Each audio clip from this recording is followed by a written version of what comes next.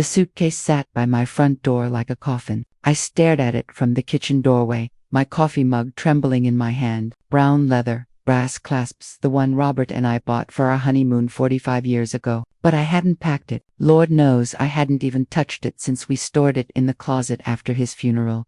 My bare feet felt cold against the hardwood as I approached it. The zipper was pulled tight, its corners bulging with hastily stuffed clothes. A slip of paper jutted from the side pocket, my own handwriting, but shakier, more frail than I remembered it being. Grace Thompson, Lakeview Manor Residential Care.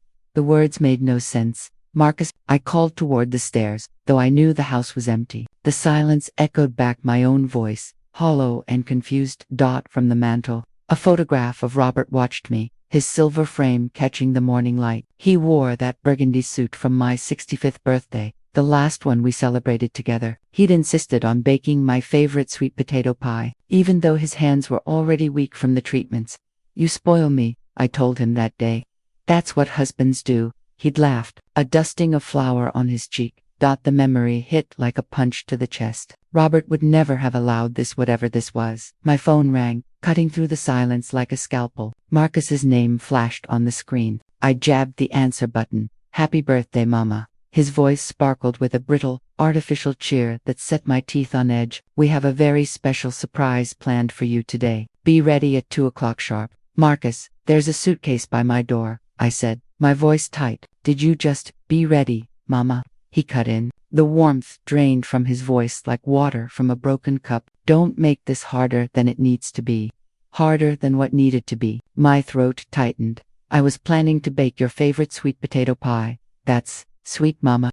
His voice was distant, distracted. "Maybe you and Vanessa could stay for dinner like we used to." "We'll see about that. Just be ready." The line went dead. I held the phone to my ear long after the dial tone stopped, as if holding on might bring him back. Might bring back the son who used to steal raw pie dough from my mixing bowl, while I pretended not to notice. My hands shook as I pulled the ingredients from the pantry floor. Sugar, the jar of sweet potatoes Robert had preserved our last summer together. I needed the ritual. I needed the familiar comfort of measuring and mixing, a tradition that held the ghosts of happier birthdays. But the flour scattered across the counter when I fumbled with the bag. Sugar crunched under my bare feet. The sweet potatoes, Robert's sweet potatoes, rolled orange across the white kitchen floor. I caught my reflection in the window above the sink, a 70-year-old black woman with silver-streaked natural hair, pulled into a loose bun, my nightgown wrinkled from a restless night. When had I become this fragile stranger? When had my own son started speaking to me like I was a problem to be managed, an item on a checklist? Despite my trembling fingers, the pie crust came together. I rolled it thin and placed it carefully in Robert's favorite pan, the ceramic one, with tiny violets painted around the rim. Marcus had always admired it as a child.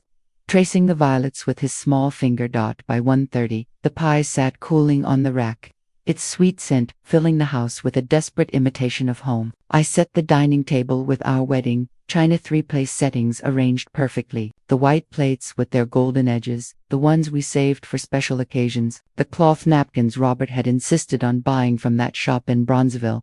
Maybe I was wrong. Maybe this surprise was something wonderful. A party, a trip, a chance to feel like a family again. At exactly 2 o'clock, I heard the crunch of tires on gravel. Through the lace curtains, I watched Vanessa's silver SUV pull into my driveway. She sat in the passenger seat, her face illuminated by the blue glow of her phone. Marcus was driving, his profile sharp and focused as he navigated the turn. Neither of them looked toward the house where I stood, waiting. The sweet potato pie cooled behind me, untouched. The suitcase waited by the door, a silent, leather-bound accusation. Something deep in my chest began to crack, like ice breaking on a spring river. I opened the door before they could knock, a dish towel still clutched in my hand from the pie preparation. Mama Vanessa's hug was a ghost of an embrace, her arms barely touching my shoulders before pulling away. She smelled of expensive perfume and impatience. Marcus's hug was too brief, too stiff a gesture of transaction, not greeting. His eyes scanned past me, landing on the suitcase with a flicker of satisfaction. "Ready to go, Mama." "Actually, the sweet potato pie just finished cooling," I said, my voice strained. "Your father's recipe, Marcus. Why don't you both come in? I've set the table with the good china. I could wrap you a slice for it." "There's no time, Mama." Vanessa's voice had that edge again, sharp as broken glass. We're already running late. Before I could protest, Marcus was lifting my suitcase, hefting it toward their car without asking permission. The casual violation of my space, my belongings, sent heat rushing to my face. Late for what, exactly? But they were already walking toward the SUV, their backs to me. I took one last look at my house, the porch swing where Robert and I used to watch sunsets, the garden he'd tended until his final summer, the brass knocker worn smooth by decades of visitors. Would I see it again tonight? They positioned me in the back seat like a child. Vanessa's music's pounding electronic beat filled the car, making conversation impossible. When I reached to adjust the volume, Marcus shot me a warning look in the rearview mirror. We passed Grant Park, where I'd taught Marcus to feed the ducks when he was 6. His small hand had clutched mine as we scattered breadcrumbs across the pond's surface. Remember, when you used to beg me to bring you here every Sunday? I leaned forward, desperate to bridge the growing chasm between us. He replied, not looking up from his phone. The road became a funeral procession of my life. Past Lou's Diner, where Robert and I shared pie every Sunday after church. Past the library where I'd volunteered. Past the community center where I'd taught math tutoring after retiring from engineering. Each landmark was a goodbye I hadn't chosen to make. Where exactly are we going? I finally asked, as we turned onto unfamiliar roads heading north toward the lake. Marcus caught my eye in the mirror, his expression unreadable. Somewhere you'll be much happier, Mama. Trust us. The word trust sat bitter on my tongue. When had I become Mama spoken like a formality instead of love? Vanessa was texting furiously, her fingers flying across the screen. I caught fragments of the message. Finally doing it. So much better this way. The phone's blue light reflected off her face, making her features look cold and alien. 20 minutes later, a sprawling modern facility came into view, manicured lawns and a circular driveway. The architecture was all glass and steel, designed to look expensive, not welcoming. A sign by the entrance read, Lakeview Manor Residential Care, where life begins again. My stomach dropped. Are we visiting someone? Vanessa turned in her seat, that blindingly artificial brightness returning to her voice. Happy birthday, Mama. This is your new home.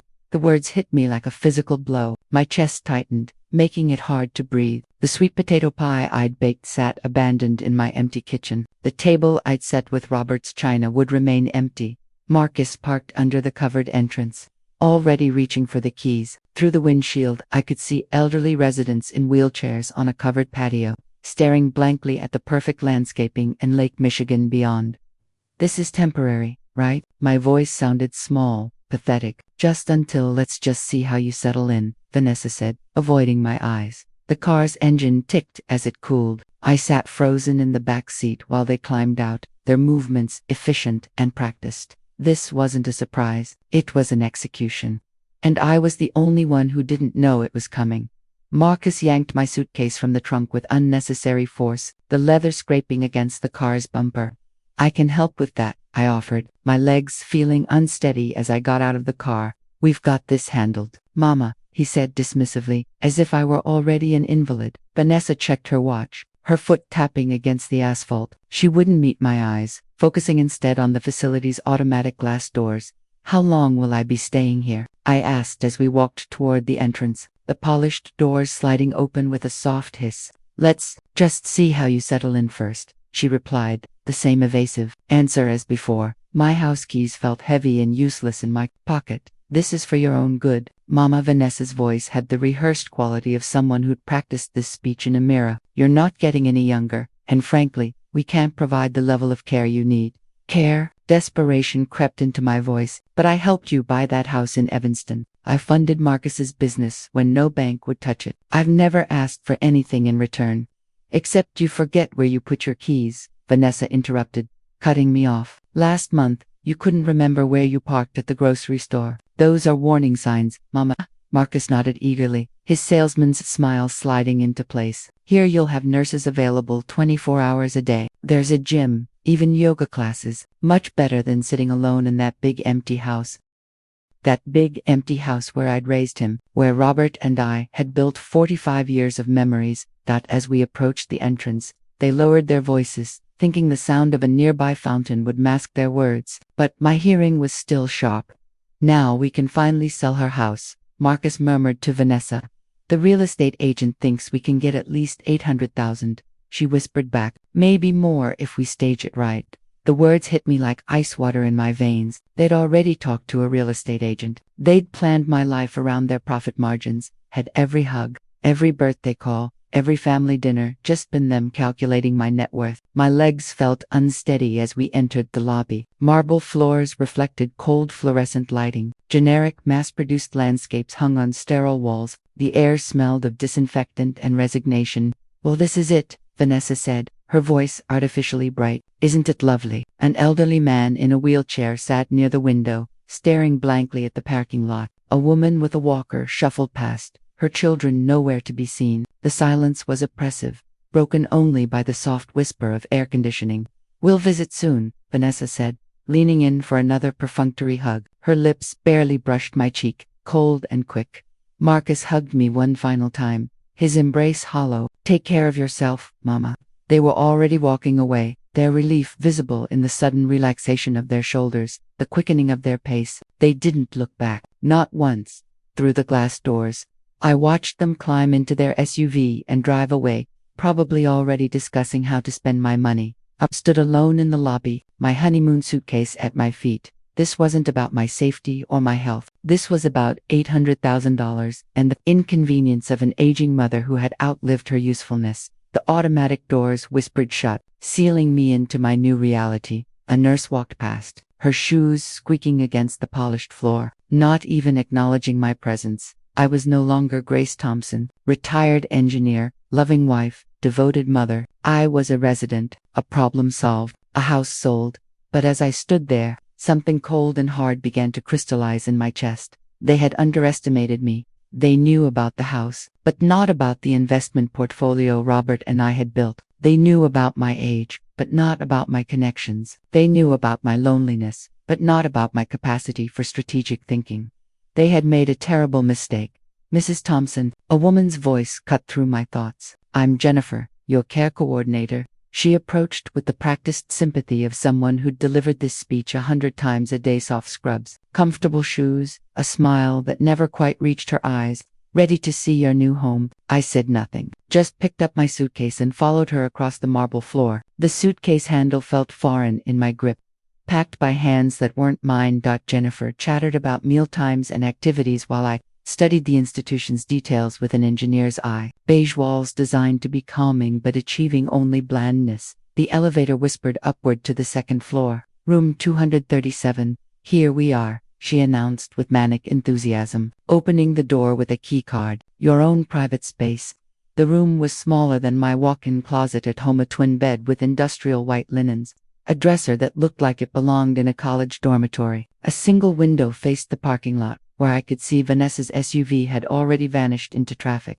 Dinner's at 5 p.m. sharp, Jennifer continued, pointing to a schedule posted by the door. She left with a cheerful promise to check on me later, the door clicking shut with institutional finality. Silence pressed against my eardrums. Outside, cars moved through the parking lot like blood cells through arteries, purposeful, going somewhere, living actual lives. I sat heavily on the unfamiliar, too-soft bed. The suitcase waited like evidence at a crime scene.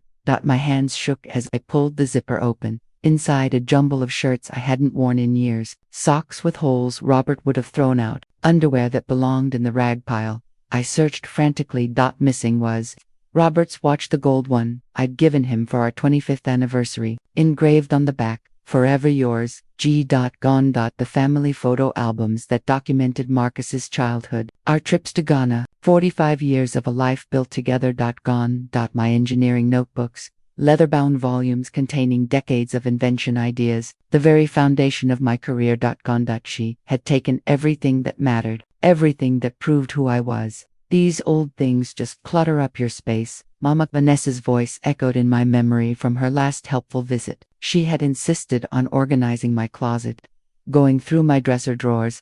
I'd been pathetically grateful for the attention. Pleased she wanted to spend time with me. The silver bracelet Robert bought me for our first Christmas together had vanished after that visit. Robert's cufflinks emptied during Vanessa's spring cleaning session. She'd called it decluttering. She'd been erasing my life piece by piece, memory by memory.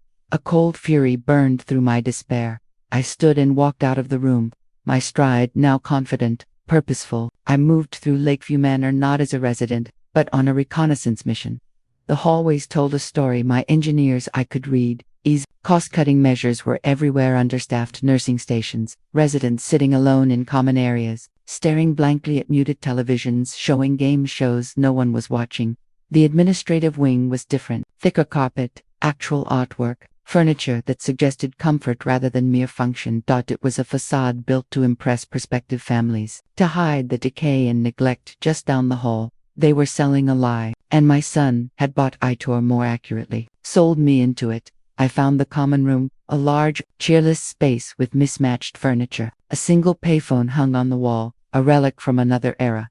I needed to make a call. I needed to reach David, my lawyer. I walked to the phone, but a sign taped below it read, "For outgoing calls, please see the front desk for an access code."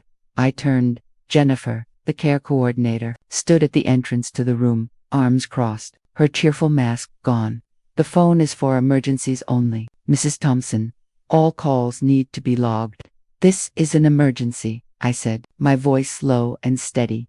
"Is it a medical emergency?" she asked, her tone implying she already knew the answer. "If not, you can fill out a request form. We'll review it within 24 hours. Stonewalled.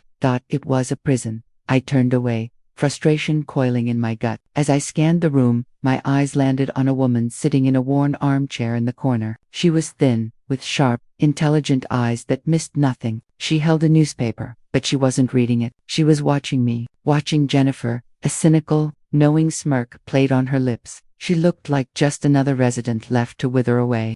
I dismissed her and walked back toward the hallway, my mind racing, trying to find another way, another weakness in their system. Later that evening, as I stood by the window in my room watching the cars on Lakeshore Drive, there was a soft knock on my door. I opened it to find the woman from the common room. She glanced down the empty hall before stepping inside, closing the door quietly behind her. "Name's Clara," she said, her voice a low rasp. "I was a teacher before." She didn't elaborate. "Grace," I replied, wary. She pulled a small, outdated cell phone from her pocket, a burner phone. She pressed it into my hand. "It's got 1 bar of service if you stand by the window. Battery's got maybe 10 minutes left in it. Don't waste it." I stared at the phone, then at her. "Why?" Clara shrugged, her gaze sharp. "I've been in this place for 2 years. I've seen families like yours come and go. Fitzpatrick is a crook, and this place is a scam. I saw the look on your face today. You're not one of the defeated ones."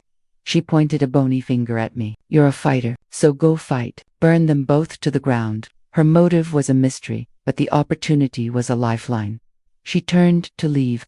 "Wait," I said. "What do you get out of this?" She paused at the door, a flicker of something pain memory in her eyes. "Let's just say I have my own reasons for wanting to see Fitzpatrick get what's coming to him. Now, make your call." She slipped out, leaving me with the phone clutched in my hand. I moved to the window, holding the burner phone until the single bar of service appeared. 10 minutes. I scrolled through the contacts in my own phone, which Vanessa had so thoughtfully packed. David Mitchell's private number, and dialed it on the burner. He answered on the second ring. "David, it's Grace. Grace, are you all right? I've been trying to reach you. Your son said you were on a surprise trip, out of service." "He lied," I said, my voice tight. "Listen to me very carefully, David. I don't have much time. I've been committed against my will. Lakeview Manor residential care, north side by the lake." There was a stunned silence on the other end. "What? That's impossible." "On what grounds?" "Forged documents. I need you to do something for me, and it has to be now. Go to my safe deposit box at First Chicago Bank. You have the spare key. Inside there's a blue folder. It contains the original articles of incorporation for the Thompson Foundation. Article 7, Section B. You'll know what to do when you see it. Grace, what's going on?" "No time. Just get the documents. I need them here. Send a bonded courier. Tell them to ask for me at the front desk. Grace Thompson, room 237.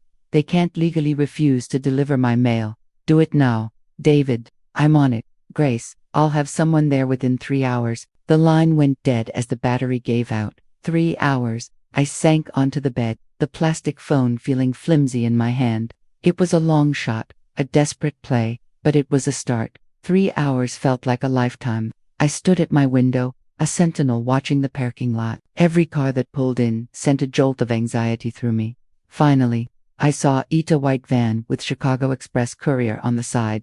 A woman in uniform got out, holding a large manila envelope.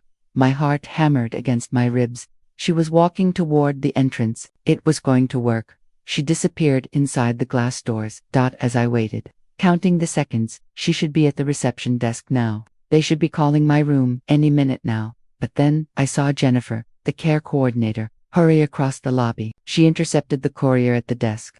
I could see her talking, smiling, gesturing with her hands. The courier looked confused, then nodded, handing her the envelope. My blood ran cold. No. Just then, Vanessa's car, a sleek black sedan I'd helped them buy, pulled up to the entrance. Jennifer walked out and handed the envelope to her. Vanessa opened it, pulled out the documents, and glanced up at my window. Our eyes met across the manicured lawn. She held up the papers, a triumphant, cruel smirk on her face. Then, with deliberate slowness, she tore the articles of incorporation in half, then in quarters, and let the pieces flutter from her fingers into a nearby trash can. She gave me a mocking wave, got back in her car, and drove away. My one advantage, my leverage gone, destroyed right in front of my eyes. A wave of pure, undiluted rage washed over me, so hot it felt like it would burn me from the inside out. They hadn't just underestimated me, they had declared war. Subtlety was no longer an option. Strategy had failed. It was time for brute force. I stormed out of my room, my footsteps echoing in the quiet hallway. I didn't stop until I reached the administrative wing and threw open the door to Mr. Fitzpatrick's office without knocking. The secretary looked up, startled. "Ma'am, you can't." I ignored her and walked straight to his desk. Fitzpatrick stood up, his face a mixture of surprise and annoyance. "Mrs. Thompson, what is the meaning of this?" "I need to speak with you immediately," I said, my voice dangerously calm. "Is this about your accommodations?" "I can have Jennifer." "It's about documentation irregularities," I said, leaning over his desk. "Tell me, have you heard of Grace Thompson?" A flicker of recognition, then shock, crossed his face. He fumbled with his phone, his hand suddenly unsteady. You're Grace Thompson, the founder of MedTech Innovations."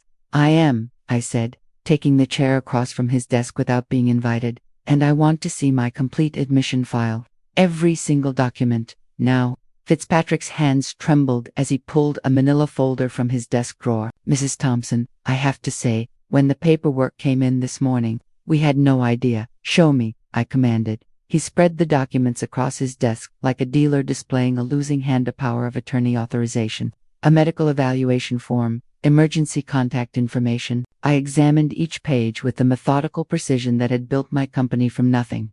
The signature on the power of attorney was a decent forgery, but it was too smooth. Vanessa had practiced, but she'd missed the slight tremor I developed in my left hand after Robert's death. The medical evaluation, claiming cognitive decline, was completely fabricated. I'd never met the Dr. Morrison whose name was signed at the bottom. The emergency contacts listed only Marcus and Vanessa's. If I had no other family, no friends, no professional connections in the world. "Who submitted these documents?" I asked, my voice as steady as a surgeon's scalpel. "Your son and daughter-in-law brought them in this morning," he stammered. "They said you'd had some cognitive episodes." "This isn't my signature," I said, pointing to the power of attorney, "and I've never met this Dr. Morrison who supposedly evaluated my mental capacity." Fitzpatrick's face went from pale to gray. "Mrs. Thompson, if there are irregularities, tell me about your admission protocols," I interrupted. "What verification procedures do you follow when a family wants to commit a relative?" He launched into a nervous explanation of state requirements and legal oversight, but his voice faltered. He admitted the facility had been struggling financially, that recent state inspections had been challenging. "And what happens," I asked, letting the question hang in the air, "when a facility admits someone based on forged documents?" His voice cracked. "That would be a serious legal matter. Criminal fraud, false imprisonment. We could lose our license." I stood slowly, leaving the forged documents scattered across his desk like evidence at a crime scene. "I think we have a significant problem here, Mr. Fitzpatrick." Back in room 237, the rage had cooled into something harder, more focused. My first plan had failed, but they didn't know about my last resort. Vanessa thought I was just some old woman living on Social Security. and the equity in my house. She'd never shown interest in the foundation, never bothered to understand the infrastructure Robert and I had built together. In her mind, I was already dead, just an inconvenient body that hadn't stopped breathing yet. I pulled out my own phone. Vanessa hadn't bothered taking it, likely assuming it was just another tool of a confused old woman. I scrolled through contacts I hadn't called in months. David Mitchell, the foundation's general counsel; Sarah Chen, our investment manager; Dr. Rebecca Santos, who oversaw our healthcare initiatives. They knew the foundation wasn't just money, it was power applied with precision and purpose. The lake waves outside seemed to pulse with Robert's voice. Use what we built, Grace, make it matter. I touched David Mitchell's number on my phone screen. This wasn't about revenge anymore. This was about systemic change. Time to remind the world that Grace Thompson wasn't dead yet. David, I said when he answered, it's time. Activate the board. I'm calling an emergency vote on our Lakeview holdings. The next morning, I sat in the dining room watching the sunrise paint Lake Michigan gold. David had worked through the night with our legal team. By 8 a.m., 3 of the foundation's top attorneys were in Chicago, armed with documentation that would unravel Vanessa's fraud, piece by piece. Jennifer approached my table, her usual cheerful demeanor replaced with nervous respect. Mrs. Thompson, Mr. Fitzpatrick would like to see you in his office. I found him pacing behind his desk, sweat beading on his forehead. That was our insurance company, he said without preamble. They're very concerned about our liability exposure. If someone was admitted based on forged documents that someone has a name, I interrupted quietly, and that someone built the medical device company that revolutionized cardiac monitoring in the 1980s, I suggest you remember that. He swallowed hard. Of course, Mrs. Thompson, we want to cooperate fully. Good, I said, because Detective Morrison from the Chicago Police Fraud Division will be here at 10 a.m. She'll need access to all admission records, staff interviews, and security footage from April 20th. You've already contacted the police, he whispered, sinking into his chair like a deflated balloon. I've contacted everyone who needs to know, I said, my reflection caught in the window behind his desk. The district attorney's office is opening a formal investigation into elder abuse and document fraud. The state licensing board wants to review Lakeview's admission procedures, and my foundation's board of directors is very interested in how their 15% investment has been managed. For the first time since this began, I felt the grim satisfaction of watching someone else's world fall apart. Detective Morrison was younger than I expected, with sharp, focused eyes that missed nothing. She set up her laptop in the conference room like a surgeon arranging instruments. Mrs. Thompson, I've reviewed the preliminary evidence, she said, her voice crisp and professional. This appears to be systematic fraud spanning several months. She walked me through the timeline. I recounted the decluttering sessions, the missing watch, photo albums, and notebooks. I trusted her, I admitted, the words tasting bitter. She said I was getting forgetful. Morrison examined the forged power of Attorney Fitzpatrick had produced. The stroke patterns are wrong, she noted. Whoever forged this practiced, but they couldn't replicate the slight tremor in your dominant hand. She looked at me. Vanessa would have known about that if she'd been paying attention. Then came the hammer blows. We found the original forging tools at your son and daughter-in-law's residence this morning, Morrison said, her face impassive. A practice pad with dozens of signature attempts. Also, a receipt for the medical evaluation form from a company that produces fake documents for novelty purposes. Novelty purposes, Fitzpatrick choked out. Fake diplomas, joke certificates, Morrison said, not looking at him, and fraudulent medical reports for family members who want to declare relatives incompetent. The casual cruelty of it was staggering. She hadn't even hired a professional for that part. She'd ordered my mental incompetence from a website like buying a gag gift. There's more, Morrison continued. Your son's business account shows a payment of $1,500 to someone named Derek Coulter, a known document forger with priors for elder fraud. He's already agreed to testify in exchange for reduced charges. Fitzpatrick made a strangled sound. $100 to destroy a woman's life. In 20 years of investigating financial crimes, Morrison concluded, closing her laptop with a definitive snap. I've never seen such a complete paper trail. They documented their own criminal conspiracy. That evening, The story played on every television at Lakeview. Residents gathered in the common room, their dinner trays forgotten, as the local news anchor delivered the story that would define my son's legacy. Chicago police have arrested a local businessman and his wife on charges of elder abuse and fraud. The anchor announced a professional photo of Vanessa filled the screen. Smiles and artificial warmth. Vanessa and Marcus Thompson Brooks allegedly forged documents to have her 70-year-old mother-in-law, Grace Thompson, committed to a care facility against her will. The report continued. The victim, Grace Thompson, is the founder of MedTech Innovations and a prominent Chicago philanthropist. Police say the suspects systematically stole personal belongings and planned to sell her house to fund their failing business. May, a woman who rarely spoke, wheeled her chair closer to mine. "Mrs. Thompson," she whispered, her eyes wide, "is that really your son?" Before I could answer, my phone buzzed. After 3 days of silence, Marcus was finally calling. I walked to a quiet corner before answering. "Mama, please," he sobbed. "You have to call off the police. This is all a misunderstanding." "A misunderstanding." My voice was cold steel. "You forged legal documents. You stole Robert's things. You had me declared mentally incompetent. We were trying to help you. The house is too big. You're all alone." "Stop," I commanded, my voice carrying decades of authority. "Just stop lying. I know about the $1,500 to Derek Coulter. I know about the practice signatures. I know about your plan to sell my house for $800,000. A shocked silence stretched between us like a chasm. "Mama, if this goes to trial, it'll destroy our business. Lily's college fund. You should have thought about Lily before you decided to erase your mother," I said, and ended the call. 20 minutes later, my phone rang again. It was Lily. "Grandma," she said, her voice young and ashamed. "I just saw the news. I had no idea what Mom and Dad were planning." Hearing her voice, I remembered that innocent people get caught in the crossfire of other people's greed.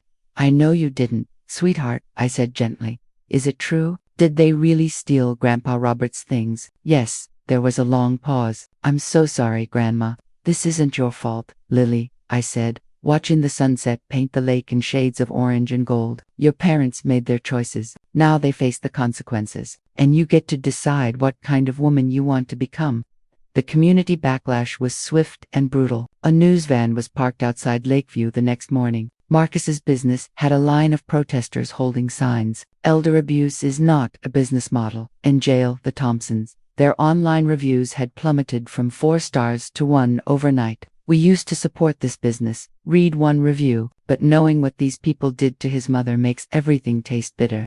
Vanessa attempted an interview, but her composed facade cracked under sharp questioning. "We were just trying to ensure her safety," she insisted. "Mrs. Thompson founded a medical technology company and runs a multi-million-dollar foundation," the reporter countered. "Hospital administrators across the region describe her as sharp and engaged. Are you suggesting they're all mistaken?" Vanessa walked off camera.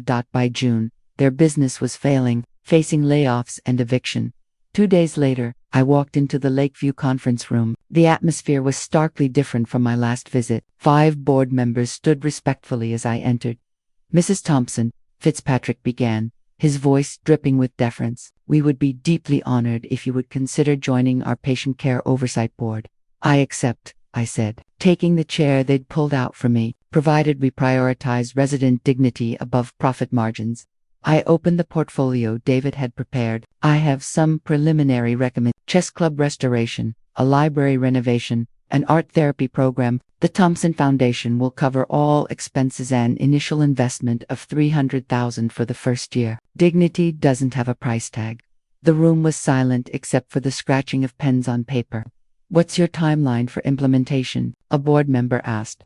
"Chess club resumes next Tuesday," I said, sliding photos of the empty activity room across the table. "Library renovation begins Monday. Art therapy starts the following week." These aren't just budget items, they're people's lives. We toured the facility together. This time they saw it through my eyes, through the residents' eyes. May showed them her small, worn collection of books. Clara demonstrated chess moves on an improvised board made from cardboard and bottle caps. "This space could accommodate 20 chess tables," I told the board, gesturing to the underutilized recreation room, "and this wall would be perfect for displaying resident artwork." The resident engagement would improve dramatically. Engagement improves physical health, mental stimulation, family satisfaction, one board member, Dr. Martinez, noted thoughtfully. Exactly, I agreed. Quality care isn't expensive when you measure the right outcomes. Back in the conference room, I signed the board appointment documents. One more thing, I said, capping my pen. I want monthly progress reviews with resident input, not surveys, actual conversations about what they need to maintain their dignity. April 20th, exactly 1 year later. I stood in my own kitchen again. The sweet scent of sweet potato pie filled the house. But this time it was a smell of celebration, not desperation. Robert's cufflinks were back on my dresser. The family photo albums lined the living room shelves. The doorbell rang at 2 o'clock. It wasn't Marcus. He was serving an 18-month sentence for elder abuse and fraud. Instead, Lily stood on my porch, now 19 and studying nonprofit management at DePaul University. Happy birthday, Grandma, she said, her embrace warm and genuine. We sat at the kitchen table, the one Robert and I had chosen 40 years ago. I explained the foundation documents she would one day inherit. Your great-grandfather Robert believed wealth was a tool for dignity, I told her, as she signed the succession papers. He used to say that money without purpose was just paper with numbers on it. I understand, Grandma, she said, her voice firm. I promise to honor what you and great-grandpa built. Together, we drove to Lakeview for my weekly board meeting. The transformation was remarkable. The recreation room was filled with the quiet intensity of 15 chess matches. The new library hosted May reading stories to visiting children from the local elementary school. Mrs. Thompson, Clara called from her chess match against her visiting grandson. Come see the new philosophy discussion group schedule. We're debating Aristotle next week. The bulletin board near the entrance was covered with thank you letters. May's, in careful cursive, read, "You returned dignity to forgotten people." Fitzpatrick's quarterly report showed a waiting list for admission and recognition from the state as a model facility. Excellence follows naturally when you treat people as human beings rather than inventory. I told the board, back in my kitchen, as sunset approached. I placed a single candle on the sweet potato pie, not from loneliness, but from a place of peace. The walls displayed watercolors and charcoal portraits from Lakeview residents, their minds still creating, still contributing. A photograph of the transformed facility sat next to Robert's picture. I lit the candle and spoke to the quiet kitchen.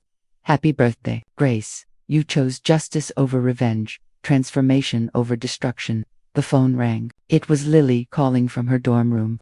Grandma, I wanted to tell you about my foundation management class today. We studied your Lakeview transformation as a case study in strategic philanthropy creating systemic change. Through the window, Lake Michigan reflected the day's last light. Somewhere in the distance, seagulls called to each other above the waves. Patient hunters, Robert used to say, who knew exactly when to strike. I picked up the phone, surrounded by evidence of a year that had transformed betrayal into purpose, loneliness into legacy, and victimhood into victory. Tell me all about it, sweetheart, I said. We have important work ahead of us.